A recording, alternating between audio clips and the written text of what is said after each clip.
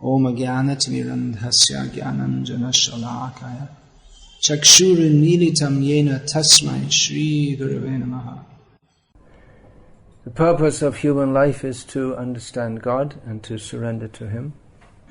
This world is the world of forgetting God. Is the world of forgetting God. And especially in the modern age, there are many demoniac theories which obfuscate or they cover the path to God realization.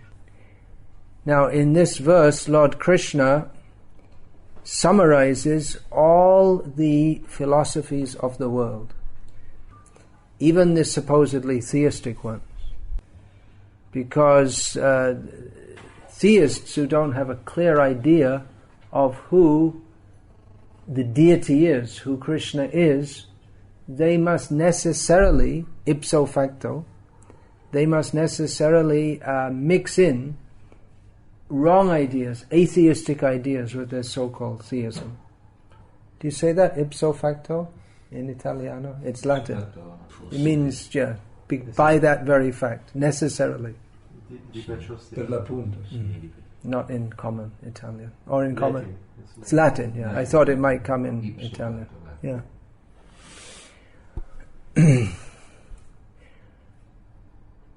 So we might think that there are many different philosophies, within the study of philosophy in the universities. There's a branch called the history of ideas, and they particularly the history of various mental speculations, and they especially trace when they talk about philosophy, they mean Western philosophy. They think that philosophy is the product of the Western world. Although actually in the 1980s, one Harvard professor, he was originally from Russia, but he wrote a book in which he said that actually the only real philosophy is in India, and in the West they have no real idea. Anyway, they think that there was the Greek philosophers, and then out of that developed various theories, the Renaissance, the Enlightenment, and humanism, and empiricism, logic, rationalism, and all these things have come out of the various great philosophers. Should have said that a little slower. Humanism, empiricism, logic, rationalism, and the great philosophers like Socrates, Plato. There are so many in the early times, and then in Italy there were so many philosophers. Germany, England, so and right up to the modern age with great philosophers like John Lennon. I am you, and you are me, and we are all together. And but in this verse of Bhagavad-gita, all these ideas that they think are their ideas are already predicted by Krishna. Because there's nothing really new in the world. Just as the sun rises and sets every day. And there is spring, summer, autumn, winter. Or in India there are 6 seasons. Depends where you are. So in the cosmic manifestation, there are the days of Brahma, in which there are 1,000 cycles of Satya, Treta, Dwapara, and Kali Yugas. And all these various theories come out maybe in somewhat different form, but the same basic rotten, wrong ideas come out again and again. And they seem like very good ideas to people who are very determined not to be Krishna conscious.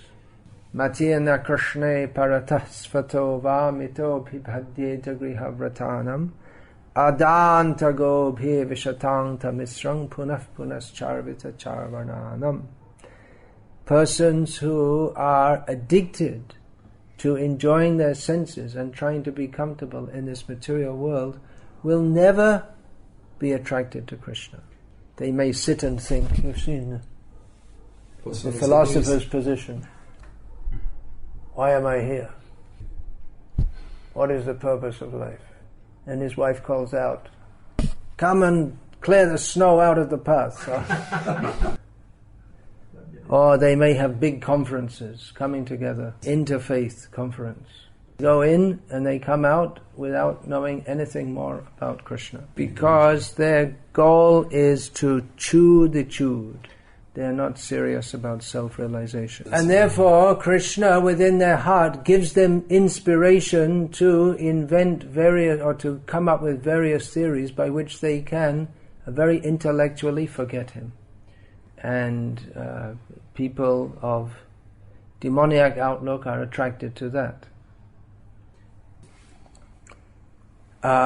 So the key words here in this verse: asatyam apratishtam te jagad ahur anishwaram. They say that there are certain classes of philosophers say that there is no ultimate truth or reality. There is no ultimate basis to anything. There is no God there's no controller in the universe. Aparaspara sambhutam. This literally means that everything has come into being by chance. This is not a new theory. Paraspara means by mutual interaction, and aparaspara means without any mutual interaction. And sambhutam means coming into being. And then kim anyad kama haitukam. And then what is the meaning of life? Kama, desire, lust. That's all that's left. So this philosophy is, this is the underlying basis of various so-called Vedic philosophies. It's not that everything that goes under the name of Vedic is proper. Then there are many misinterpretations of the Vedas also. There's the atheistic Sankhya philosophy, in which they analyze everything and come to the conclusion that there's no ultimate truth. Matter is eternal, and that's all there is. Matter, yeah. Of course, that's a great simplification of their theory, but modern science says the same thing. They have very scientifically analyzed that there was nothing, in which case there was no time either, but then all of a sudden everything began with a big bang. Nothing exploded, and then all the bits fell into place, and one fell down as a cell phone, which you can kindly turn off, one of the bits that fell down. And then another fell down on a seat in a university as a professor and said, everything has come from nothing. This is called science. Buddhism, there's no ultimate truth. Everything is nothing.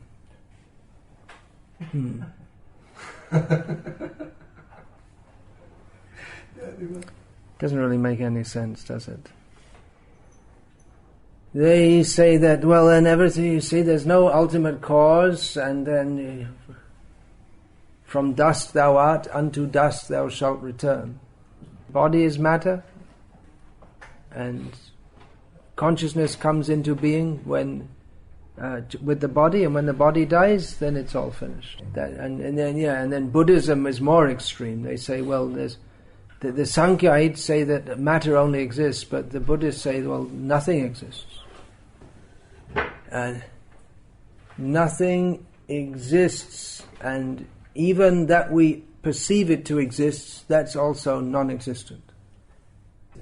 And after the departure of Buddha, Buddha didn't teach very much philosophy at all. It's difficult to teach philosophically how everything is nothing. So within a short time of Buddha passing away, there were 180 schools with different theories of how everything is nothing. They're arguing with each other. No, everything is nothing like this. No, it's nothing like that. 1 + 2 = 0. No, 1 + 4 = 0. So their theories of meaninglessness are meaningless. If you say everything is meaningless, even to make that statement, there has to be meaning is implied in it. Meaningless is a concept, which if you look it up in the dictionary, you'll find it has a definition. The term meaninglessness has a specific meaning which is separate to spectacles or cow. right? Spectacles, glasses. I just happen to look here and see spectacles. Chashma, kya bolte hain? I don't know, it's your language.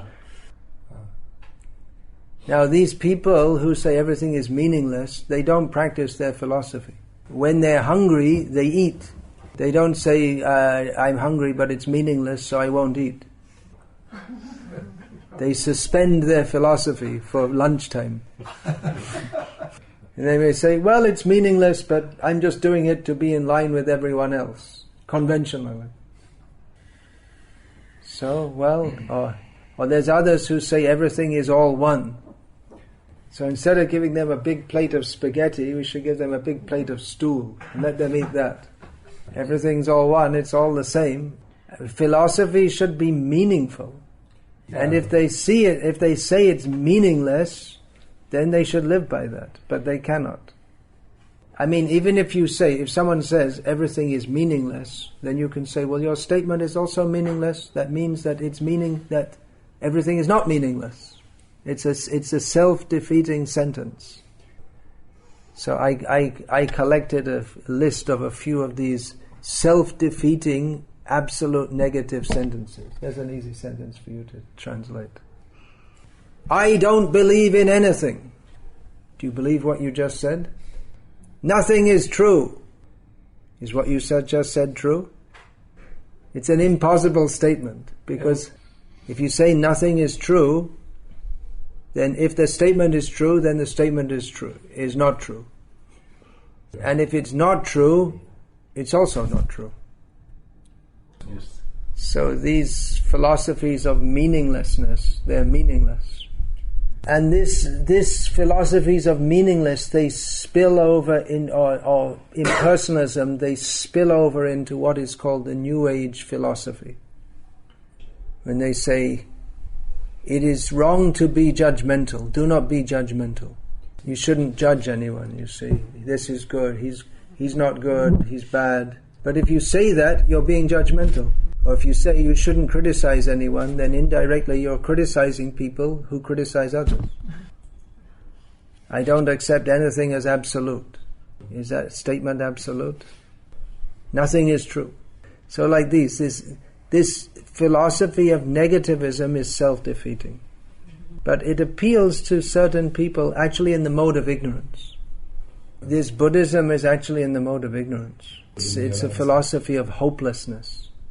They say that they see that the world is miserable, but they have no positive conclusion. They don't know of any spiritual world with Krishna. So they say that just suicide, existential suicide, become nothing. And they try to say that nothing exists.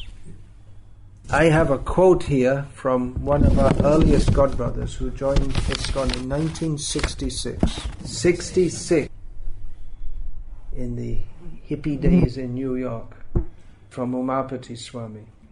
So he said, I'd been reading Buddhist books, and in those books it said, you cannot say it is. You cannot say it is not.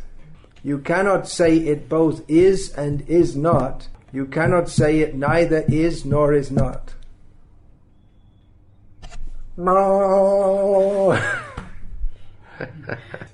You cannot say it neither is nor is not. It's just meant to make you...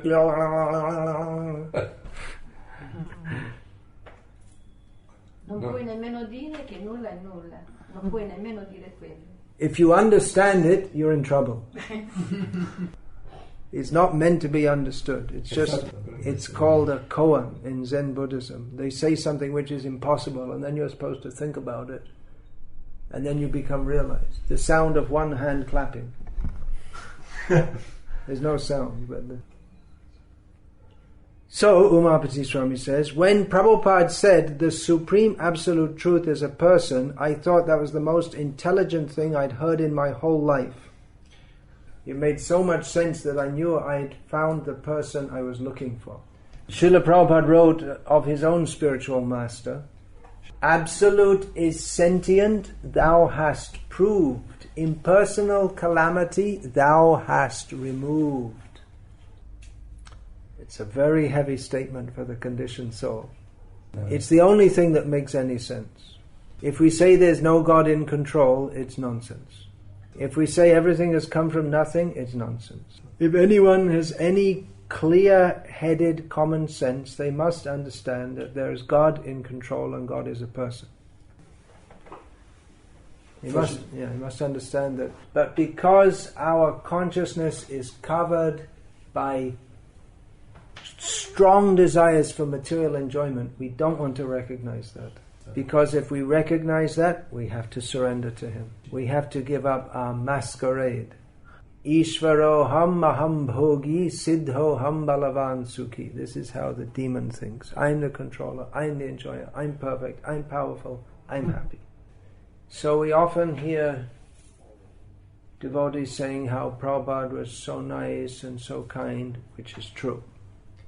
But he was extremely intense because he required surrender to Krishna. People are generally attracted to people who spiritually or semi or pseudo spiritually minded people are attracted to people who offer the mannequin of spirituality, not the real thing, the imitation. So if someone comes and talks about peace and love and compassion and we're all one, people think, oh, how nice.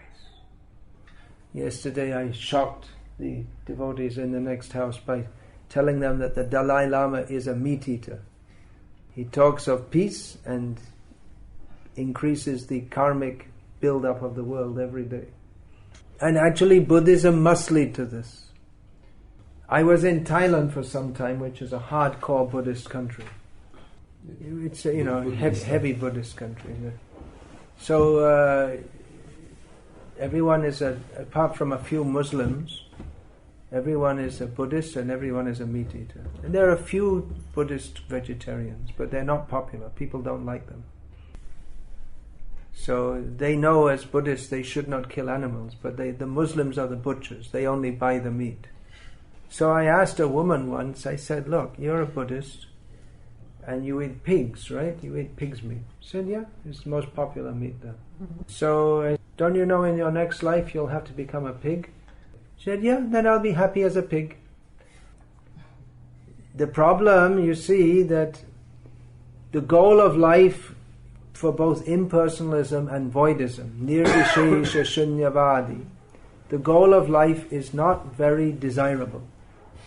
You want to sit on a chair? No problem. Yes. Having stiff legs. Huh? Yeah. You can sit on a chair. And the method to achieve realization is also very difficult and takes a lot of austerities, very dry, and takes many lives to perfect. So although they officially say that this world is miserable, if they think to get out of this misery I have to spend many lifetimes performing austerities, and in the end I just become nothing, they think, well, better eat pork. Might as well, this misery is better than that misery.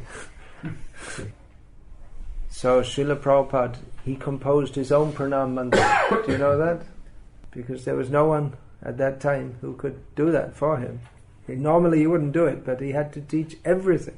So he defined himself as Saraswati Devi, a servant. He first identified himself as a servant of Bhaktisiddhanta Saraswati, who by preaching the message of Chaitanya Mahaprabhu in the Western countries is delivering them from nirvishesha shunyavad, the impersonalism and voidism.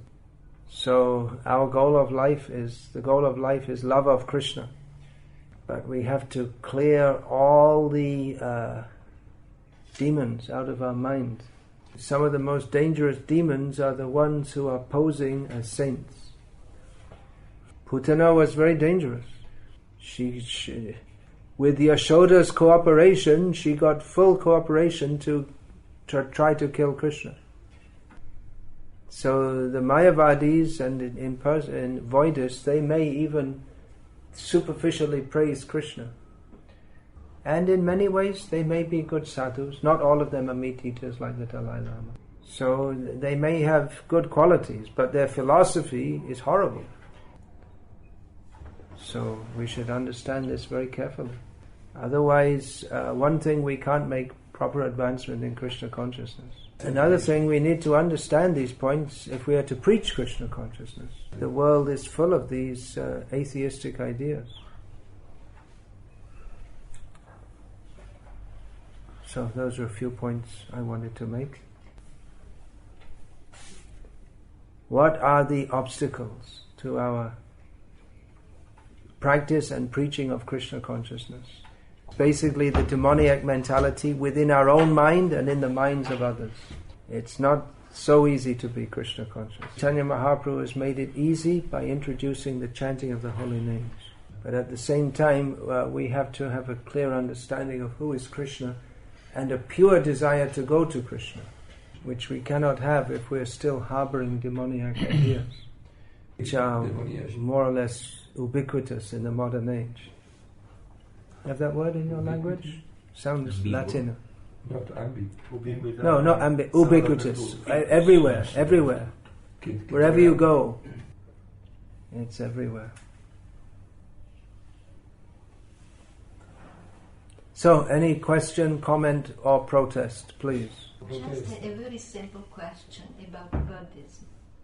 But they practice yoga, transcendental yoga. Oh no, What's no. You're getting mixed up. No? Maybe in Italy they do. It's a different school, but they're similar in their outlook, but they're different schools. Oh, yes. See, yoga, that's one school within the Vedic fold, and Buddhism is rivalry against the Vedas. I mean, Buddha decried the Vedas. But then his philosophy, it actually adopted much understanding from the Vedas, even though he didn't officially accept it. But the philosophy and the terminology he uses, it's practically, a lot of it is Vedic, except that he denies that he doesn't mention any soul or God. But in many schools of Buddhism, meditation is prominent and that's also central in yoga. So that's why that understanding might have come. But actually, they are distinct schools. Yeah. Anyway. Posso? Che differenza c'è tra il tantra buddista e il tantra? Oh, Buddhism, there are so many things. Yeah, the tantra. Oh, Hare Krishna. The Tibetan Buddhism is tantric Buddhism. It's very low class, mixed up with demons and devils and spirits, and they're all meat eaters. And tantra, actually, the term tantra, it can refer to any practice, even Vaishnava practices. Officially or literally speaking, deity worship is also tantra. But generally, tantra is understood to mean what is called the left-wing tantra, or that's the official. Right-wing tantra is like sattvic, but left-wing tantra is tamasic, and that's become famous as tantra. And ultimately they have an impersonal conception also. It all comes down to the same. But they invoke the lower forces within the universe, demons and evil spirits, and they'll perform worship in the burning grounds with the dead bodies. And Buddhism, some schools of Buddhism, especially in Tibet, picked up this Tantrism or became merged with that. But it's, you see, in Bhagavad-gita, Lord Krishna gives an analysis. We can analyze everything in the universe according to the three modes of nature. So, this kind of Tantrism where they eat from skulls and for instance, they may eat from skulls, and there are various. There's the panchama. That means what's it called? Miso, meat. Carne. Oh, is it? Yeah. So what's that? That's mangsa, madira, matsya, mahila, and what's the other one? I can't remember. 5 mas. Anyway, it's meat, fish, women, wine, and malmutra, stool and urine. So these are the things they deal in. So they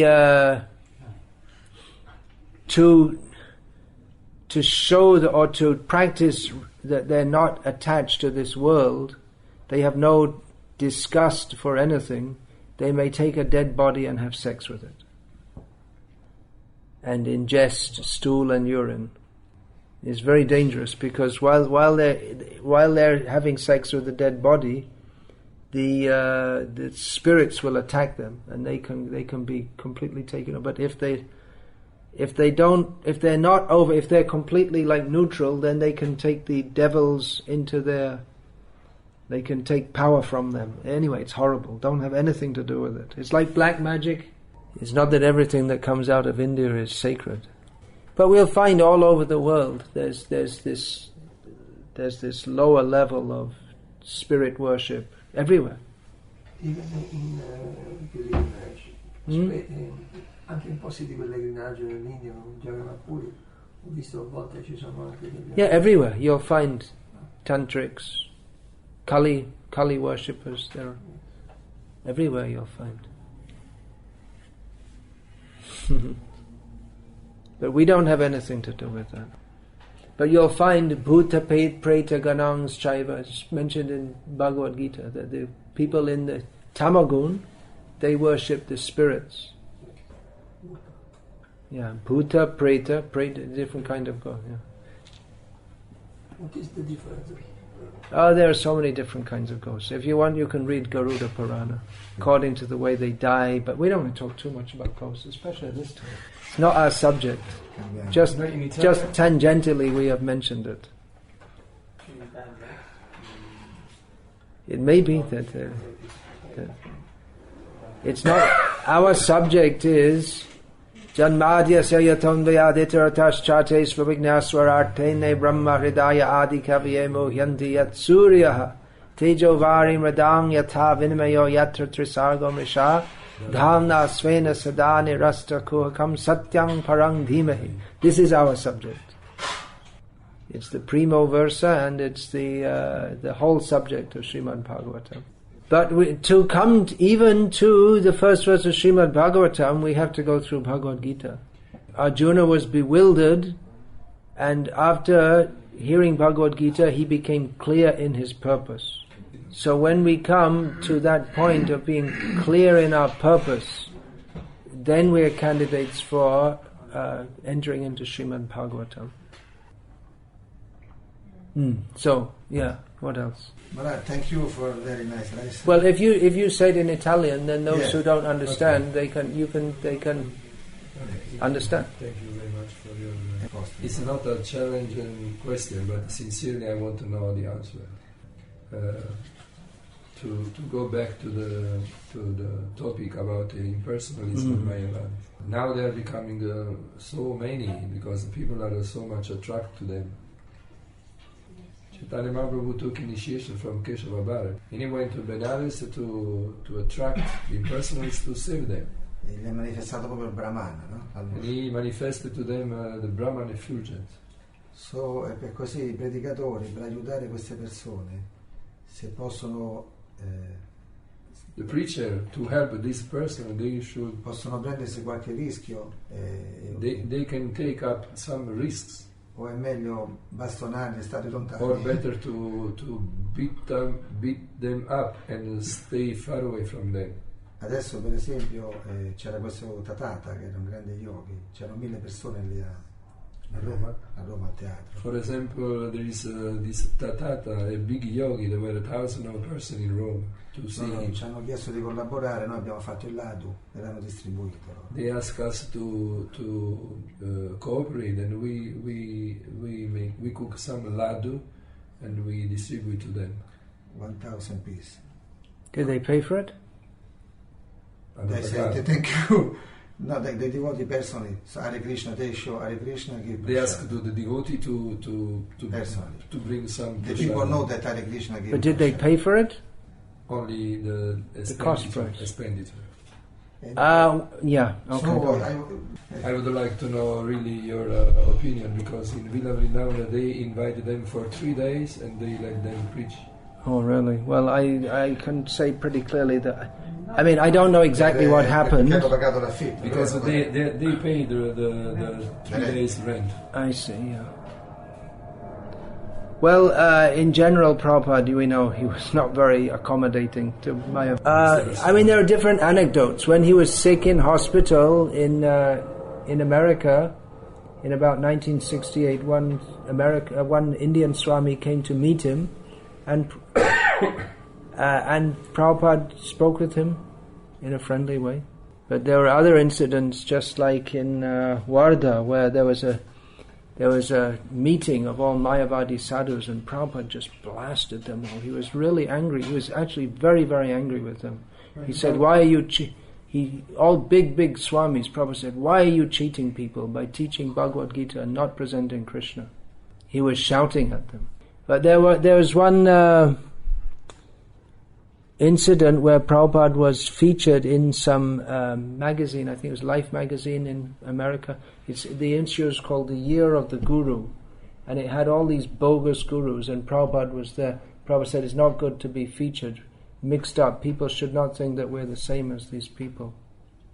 It can be a bit of a dilemma, because we are more against them than they are against us. Because in their philosophy, everything's okay. And in our philosophy, only Krishna is okay. So they're often very accommodating to us. But that accommodationism is very dangerous for us. So my general policy in all these years in preaching in India is to, that's like the homeland of the Mayavadi. They're coming here, but that's their homeland. So my policy is generally to avoid them, and if we meet them, to be, depending on the situation, to be formally polite, but not much more. Recently in May, we had a 3-day, I guess here you'd call it a seminar or get-together of various devotees, mostly in Gujarat, on the bank of... We hired a Mayavadi ashram on the bank of the Narmada River, because they had it was in the center of Gujarat, and they had a good facility, so we hired their ashram. So I didn't go to... we just did our program, and I didn't go to visit the head of the ashram or anything. But they called us. There were a few big Mayavadis. They just had their own conference there. So they called us and asked us to come and meet them. So we spoke with them politely a little bit and gave them some Prabhupada's books. And then I said, "Okay, do kirtan." And we did kirtan in their presence, in their meeting hall, for about 40 minutes. And one of them was, we were all, "Hare Krishna!" And one of them was clapping his hands, and the others were like, trying to look like they were not too disturbed by it. But there are various levels of Mayavadis also. I mean, some of them, like they follow some principles, and they actually promote some good things among their disciples. They may promote cow protection and different things like that. But their philosophy is horrible. But then some of them, their philosophy is horrible, and they're meat eaters, and they call themselves God, and some are worse than others. It's like the whole Hinduism question, isn't it? It's like, we're not Hindus, but we are Hindus, kind of thing. Philosophically, we don't want to merge into the whole big Hindu mush. Om, and we all be Hare Krishna merges into Om. We don't want that.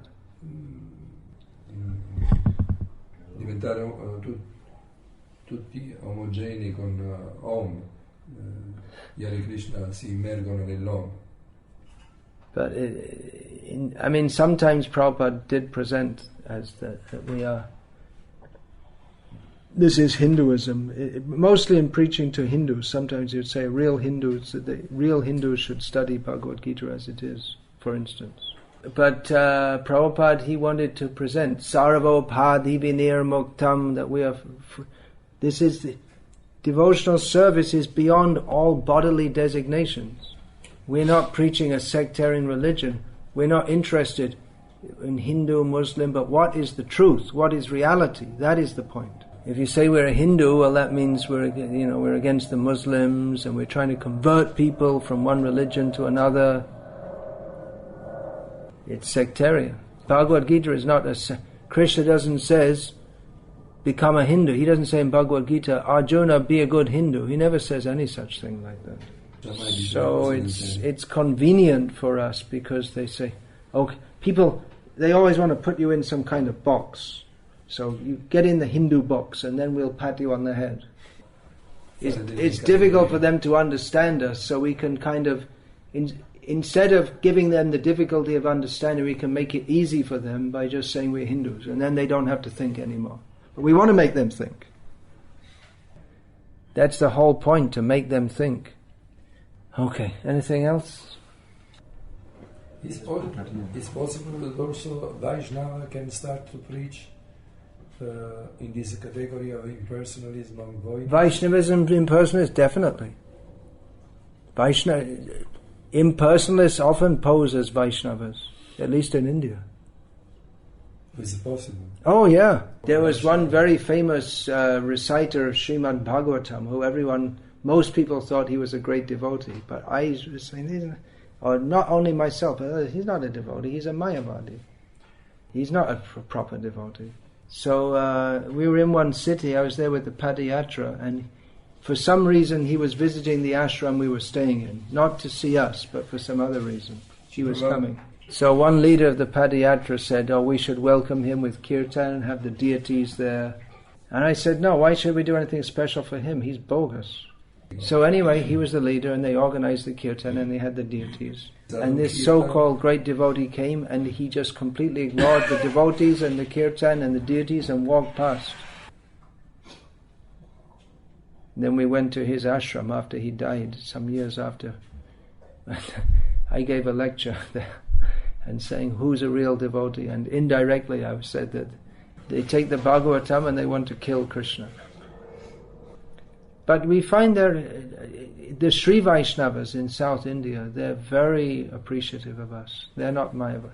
Well, some of them in their personal lives are mixed up, but in Sri Rangam, in Kanchipuram, which are two of the main places of Sri Vaishnava Sampradaya, they very much appreciate us. Even when I give a lecture there, some of their priests come and listen. But then you'll see that apart from those who are like really dedicated, many in the traditional Sri Vaishnava families, they're also mixed up with all Mayavad. It's horrible to see. They're worshipping Sai Baba. I went in the house of one Sri Vaishnava. He was a rich man, and I gave a lecture and I told him that all your forefathers, they'll be totally disgusted with you because you're worshipping Sai Baba. So, Kutas tva kashmalamidam. How have these impurities come upon these people? Because there's been no proper teaching of the philosophy, therefore they get spoiled. So similarly in our Vaishnava society, if we do not speak on these topics, then very quickly we'll all become Sahajiyas and Mayavadis, and it's already happening. Because it's easier just to talk about some stories and some leelas and feel nice. But surrender is very heavy. So we're not against stories and Leela and all this, but we see that Prabhupada and Bhaktisiddhanta Saraswati Thakur, they spoke like 98% Bhagavad-gita philosophy and 2% the Leela and all this. It's too easy to cheat ourselves. Okay, Hare Krishna, I'll finish there. I've written... Still more questions?